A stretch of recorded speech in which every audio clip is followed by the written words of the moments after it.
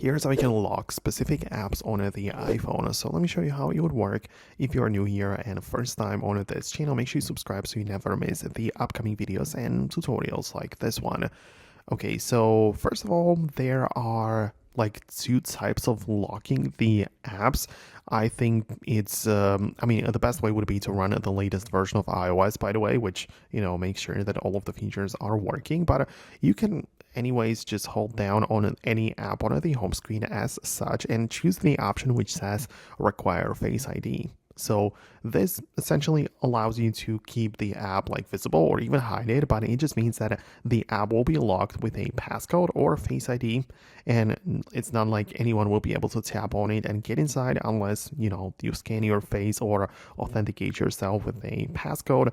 And this applies to every single app on the iPhone, right? It doesn't matter what type of app it is, you can lock it this way for in any app that you have installed. So this applies universally.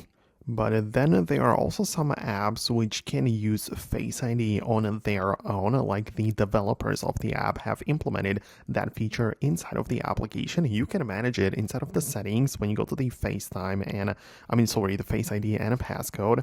And in there you can see the other apps. And these are the third-party apps which are or have the ability to use Face ID on their own, right? So usually some like payment apps or some apps where you need to log in and be secure, the WhatsApp is a nice choice right there. And it essentially allows you to, for example, lock individual chats inside of WhatsApp with Face ID. So, you are locking the app, but it's like on a different level than just, holding down on the screen and requiring Face ID. So I hope it makes sense.